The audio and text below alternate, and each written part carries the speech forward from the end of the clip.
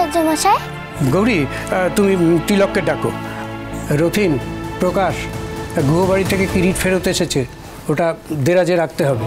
আর ওনাদের জন্য একটুখানি জল টলের ব্যবস্থা করো।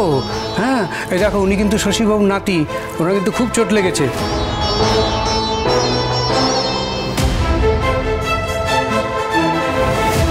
তুমি কে গো? আগে তুমি বলো, তুমি কে? আমি গৌরী। আমি কথা। ও, তুমি কথা? ওই যে দাদু দিদা এসেছিলেন না, তারা আমায় তোমাকে নিয়ে গল্প করতেন।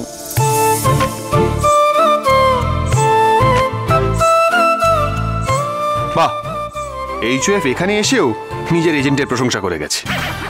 কর্তা দাদু আর কর্তা দিদা আমায় খুব ভালোবাসেন, তাই তোমার কাছে গল্প করেছেন। গৌরী, একটা কথা বলবো, আমায় নিম পাতা আর হলুদ এনে দিতে পারবে?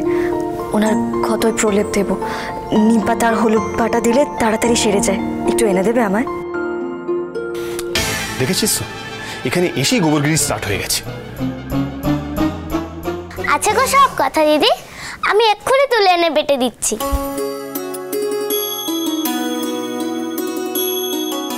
এসে আবার দিদি পাঠিয়ে ফেললো, ননসেন্স টাইপের পুরো। ব্রো, জানিসই তো ওর সব কিছুতে বাড়াবাড়ি না করলে চলে না। বাই দ্য ওয়ে, তুই ঠিক আছিস তো? হ্যাঁ, আমি ঠিক আছি। আচ্ছা, বলছি আমি কি গাড়ি থেকে ফার্স্ট এডটা নিয়ে আসবো? তোদের আর কিছু করতে হবে না, দেখছিস না গোবরদেবী সব দায়িত্ব নিয়ে নিয়েছে। ডাক্তারি ফলাতে শুরু করে দিয়েছে অলরেডি। আচ্ছা, আপনারা তো অনেকক্ষণ বাইরে দাঁড়িয়ে আছেন, চলুন ভেতরে চলুন। একেবারে পুজোর ঘরে চলুন, সেখানে সিন্দুক আছে, সেখানে কিরিট রাখা হয়।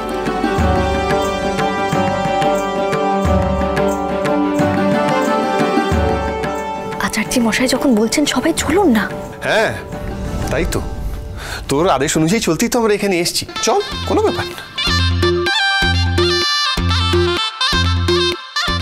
আসুন, আপনারা সবাই আসুন, এসো।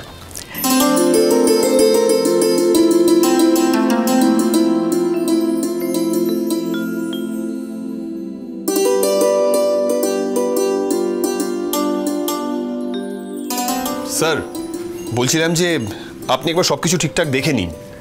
স্যার, আমাকে সবাই এখানে আচার্য মশাই বলে ডাকে, তবে তোমার যেটা মনে হবে তুমি আমাকে সে নামেই ডেকো। আর শোনো অগ্নিভ, আমার মনে হয় দেখার প্রয়োজন পড়বে না, তোমরাই তো আনলে। তাও একবার দেখে নিলে ভালো হয়, মাঝে এত কিছু ঘটে গেল। বেশ, যখন বলছো। হ্যাঁ,